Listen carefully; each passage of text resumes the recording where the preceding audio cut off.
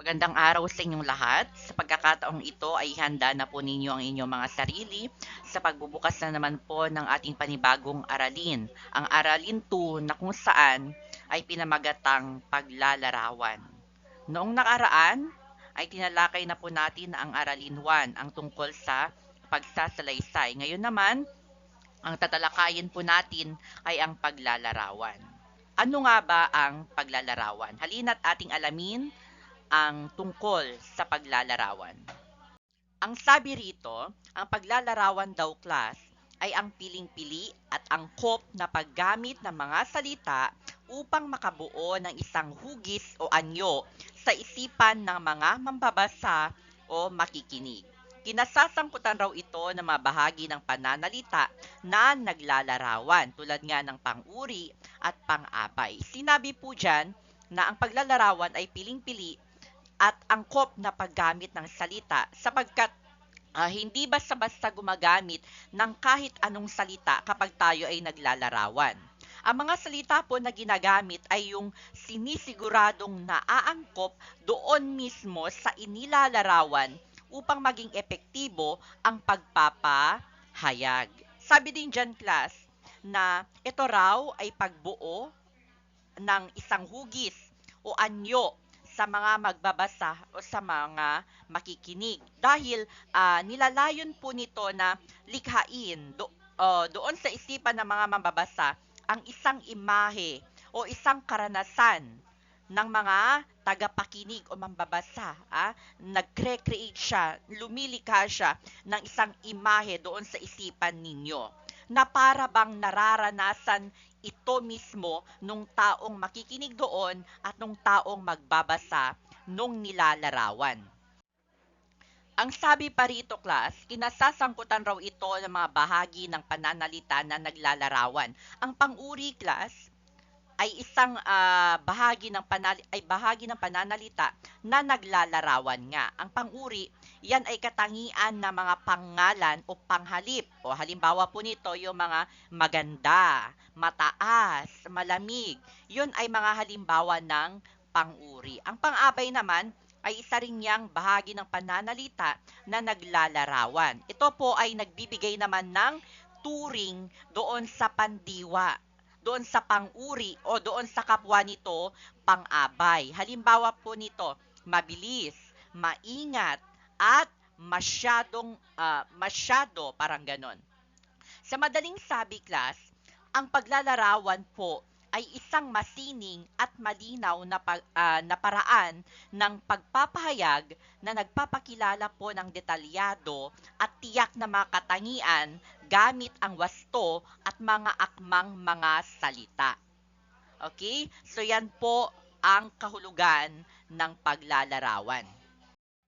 Ang sabi pa rito, class, ang paglalarawan daw ay malaki ang papel na ginagampanan upang maiparating daw sa mga mambabasa o sa makikinig ang kawastuhan ng pagpapahayag.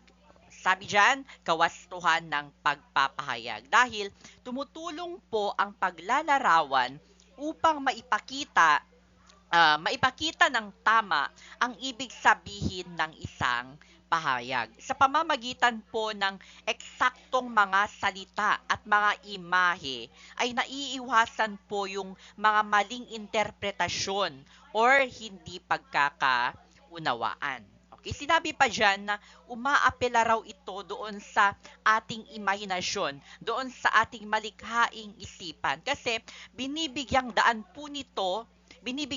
po ng masining na paglalarawan ang mga mambabasa o mga tagapakinig na mag-isip or maglarawan sa kanilang isipan ng mga detalye, ng mga lugar, ng mga tao, or ng mga damdamin na kung saan ay inihahatid po nung mensahe. At sabi pa rito na ito po ay gumagamit ng wika. Dahil ang sabi dyan, ang maingat at malikhaing paggamit ng mga salita, class, tulad nga ng mga tinalakay natin na pang-uri at pang-abay or yung mga talinghaga at kung ano pang mga elemento ng wika, ito po ay nagdadala ng buhay at kulay doon sa pagpapahayag natin kapag tayo ay naglalarawan. At ginagawa po nito na mas nakakaengganyo yung komunikasyon. Sa madaling sabi, class, ang masining po na paglalarawan ay hindi lamang nagbibigay ng impormasyon, kundi nagsisiguro rin po na ang mensahe ay naipapahayag ng wasto, ng malinaw at epektibo sa isipan ng mga mambabasa or ng mga makikinig. Saan po ba natin ginagamit yung mga salitang naglalarawan? Ito po yung mga ilan lamang sa mga pwede nating mapaggamitan na mga paglalarawan. Una, syempre, ang mga tao, 'di ba? Nilalarawan po natin ang mga tao maganda, maputi, mabait. Yan ay mga paglalarawan natin sa tao. Inilalarawan din po natin ang mga pangyayari, ang ating mga damdamin, ang puok at mga aksyon. Ang lahat po ng iyan ay ang mga pwede nating mapaggamitan na mga salitang naglalarawan. Ngayon naman, dumako po tayo sa mga uri ng paglalarawan. Ang unang uri po nito ay ang pangkaraniwan na paglalarawan. At ito po ay kinasasangkutan ng mga paglalarawang ayon raw sa pangmalas ng lahat. Ang karaniwang ginagamit sa anyong ito ng paglalahad. Halimbawa, maganda ang babae na kanina pang nag-aabang ng sasakyan dyan sa may kanto. Kapag sinabi po nating pangkaraniwan, nakikita po ng lahat, alam ng lahat. Alam mo, alam ng ibang tao. So dyan po sa halimbawa, alam po ng lahat siguro ng mga makakakita doon sa babae na yung babae doon na nag-aabang ng sasakyan ay isang magandang babae.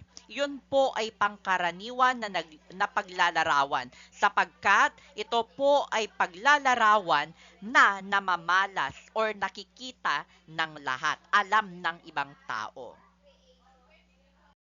Ang pangalawang uri ng paglalarawan, class, ay ang masining na paglalarawan. Sabi rito, sangkot raw sa paglalarawang ito ang ating imahinasyon at guni-guni ng mga mambabasa. Masasabing matagumpay ang naglalarawan kung tumutugma raw ang pag-unawa ng nagbabasa sa nais na paglalarawan ng naglalarawan. Sabi riyan, ginagamitan raw ito or sangkot daw dito ang imahinasyon at guni-guni. Bakit? Kasi sa masining na paglalarawan, hindi lang basta inilalarawan ang isang bagay o isang pangyayari.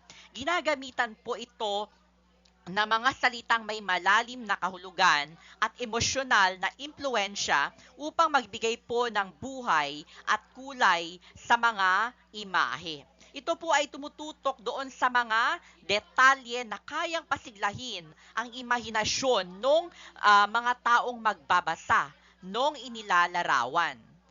At sabi rin diyan na nagiging matagumpay raw ang naglalarawan kung tumutugma raw ang pag-unawa niya doon sa magbabasa. Kasi ang isang matagumpay na masining na paglalarawan ay nakasalalay po doon sa kakayahan nung naglalarawan na maghatid ng mensahe o imahe na madaling mauunawaan at madarama ng mga mambabasa. Ang layunin po ng masining na paglalarawan, class, ay ang magsanib ang mga karanasan at ang mga ideya ng naglalarawan at ng mambabasa sa isang makulay at matagumpay na pag-unawa. Pinagko-combine, pinag-merge yung pag-unawa nung taong naglalarawan at nung taong magbabasa nun. So kaya dapat nauunawaan nilang pareho yung inilalarawan ng taong naglalarawan. Ayan po ang masining na paglalarawan. Dumako naman po tayo sa mga dapat isaalang-alang sa mabisang paglalarawan. Unang dapat isaalang-alang, dapat raw maingat tayo sa pagpili ng paksa. Bakit? Kasi sa pagpili po ng paksa, kinakailangang magkaroon ka ng malawak na kaalaman tungkol dito. Tama nga naman, di ba? Paano ka maglalarawan ng isang bagay na wala kang kaalaman? Di ba? Kaya naman, kapag kayo ay pipili, dapat maging maingat sa pagpili ng paksa na ilalarawan ninyo. Dapat may alam kayo tungkol doon. Dahil kung hindi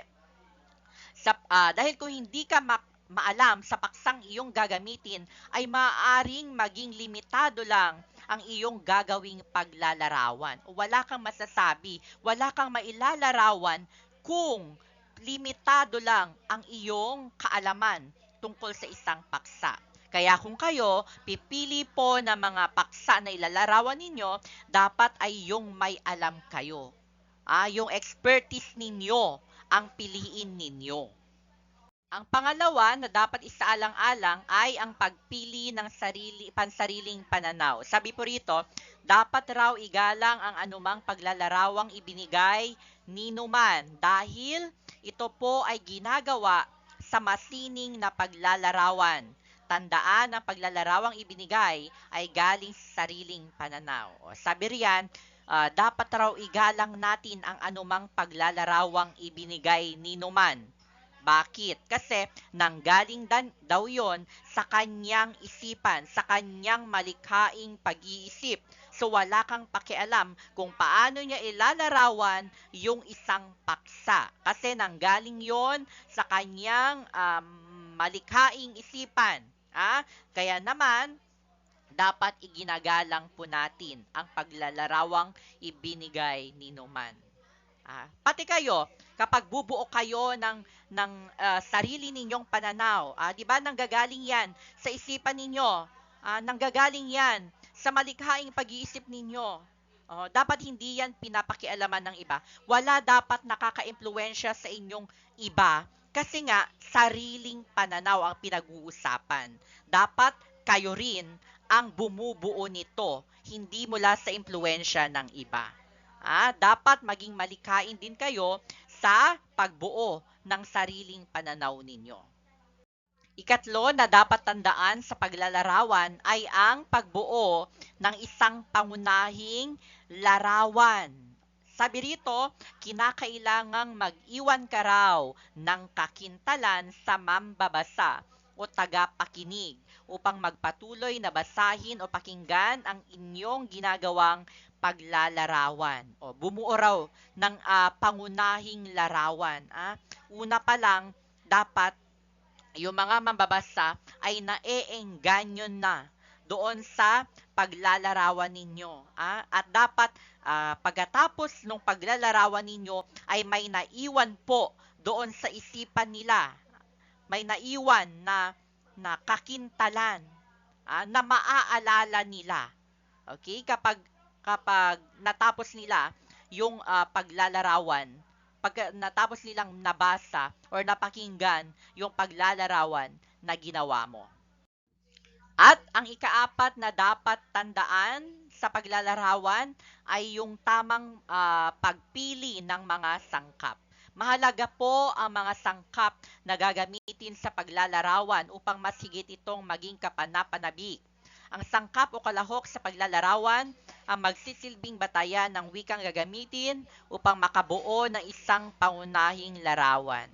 Dapat isaalang-alang din daw ang mga sangkap o yung mga salita siguro na gagamitin mo, yung mga paggamit ng mga tayutay na mga idioma at ng marami pang iba na mga sangkap, dapat ay piliin mong mabuti para raw higit itong maging kapana-panabik para doon sa mga mambabasa or sa mga makikinig. At pagkatapos mo namang pumili ng mga sangkap, ano na susunod na gagawin? Ito na po yung maingat na pagsasaayos doon sa mga sangkap. Kung paano mo na ito aayusin doon sa loob ng isang pangungusap. Sabi riyan, hindi raw makabuluhan ang isang paglalarawan kung hindi maayos ang mga sangkap nito. Kung buhol-buhol raw yung mga ideya, kung yung mga salita ay hindi maintindihan, hindi rin magiging maganda. Kailangang isaalang-alang ang maganda at lohikal na pagkakasunod-sunod ng mga ideya or ng mga sangkap sa paglalarawan. Dapat organized, dapat maganda, maayos para mas maintindihan ng mga mambabasa or ng mga tagapakinig. At yan lamang po ang ating pagtalakay tungkol sa Aralin 2, ang paglalarawan. Maraming salamat sa oras ninyo sa pakikinig sa araw na ito at nawa ay may natutunan po kayo mula sa akin. Maraming salamat muli sa inyong lahat. Paalam.